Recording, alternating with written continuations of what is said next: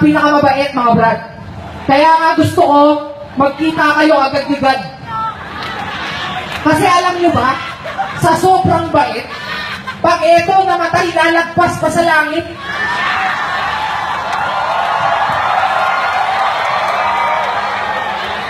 Si Delo, pinakamabait sa lahat.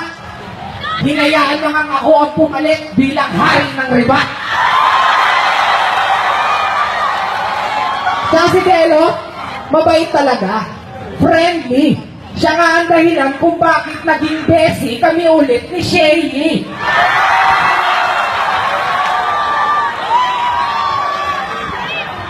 Kasi si Delo, malupit na.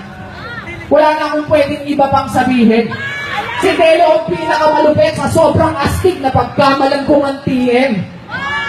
Yun na, Tan. First round. Yo. Delo. Salamat. Salamat sa inyo. Ako talaga yung napakabait. Kaya paglagpas ko ng langit, sisihin nyo naman yung aking bitbit. Pastor ako. Pastor ka rin. Isang beses, siya'y aking napanood.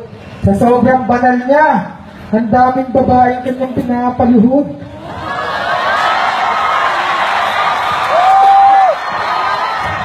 Pinagkatiwala ko na nga sa kanya lahat.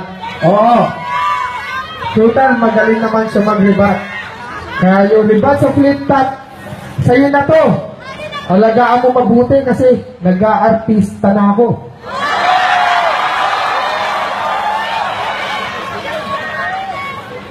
Kaya yung pagmamahal ko sa tao, ayan, huwag mo hahayaan. Bahala ka na dyan. Sinyo, huwag mo silang papabayaan. Mamahalin ka rin yan. Saan? Tahan.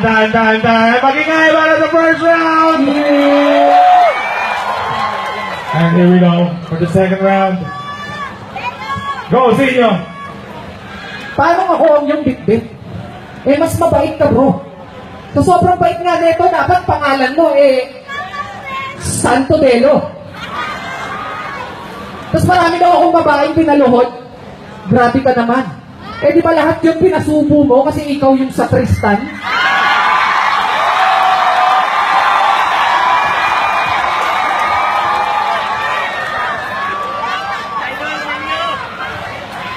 Yung pagmamahal ko sa kanila, alam na nila yon.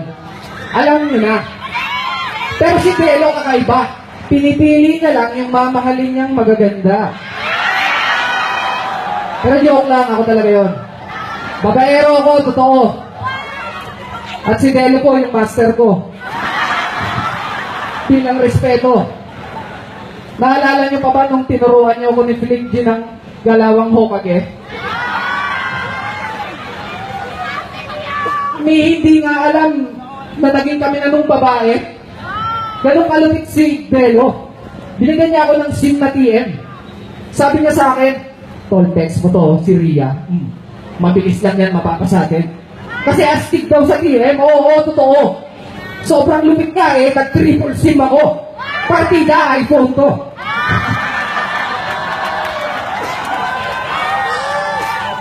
Tsaka alam nyo ba, lahat ng sinaktang kong babae, si Delo nagpaligaya. Sobrang bait nga ni Delo, oh. Ibibigay niya yung damit niya. Gusto niyo ba yung damit niya?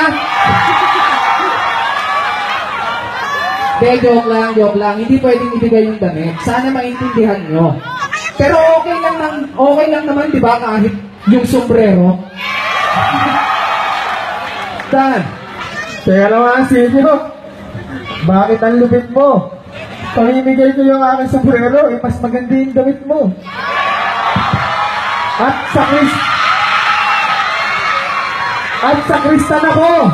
Tama yung sinabi mo dito. Pagsubo ko ng Oscar, sabi ko, katawan ni Sinyo.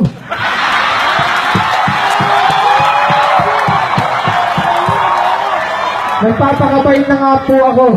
At yun ang totoo. Kaya, Diyos ko, tukso, layuan mo ako. Binubugin mo yung mga Hokage. Binubulgar mo ngayon. Labas na ako dun. Si Flip G lang yun. pagdating sa ganyang Hokage, uusapang babae, baka gusto ko lang itanong na, Flingy, baka gusto mong sumali. Para dito, ang mga nalalaman magkalabasan. Flingy, kwentuhan mo naman sila ng iyong mga karanasan. Ay, Teka! Bakit ba ako yun yung sinasali? Kanina narinig na nila. Sinabi ko, huwag manakit ng babae. Alam niyo na yun, kaya third round! Ay, may request pala kami. ay, oo. Hindi, kasi alam mo sa tago, marami din magagaling mag-rap dito eh. Oo. Ayan. Ikaw, may kakilala ka bang magaling mag-rap? Oo, ikaw, magaling ka mag-rap? Babae, ikaw, ba't nakapaluno ka? Sino dito ka nagra-rap? Itaas ang kamay. Itaas ang kamay na marunong mag-rap. Pwede sa flip na format. Oh, yun. Select the format kasi malay nyo, nakasatellite si Enigma, wala tayo nakikita. Kung wala naman, pwede yung tatlo kanina.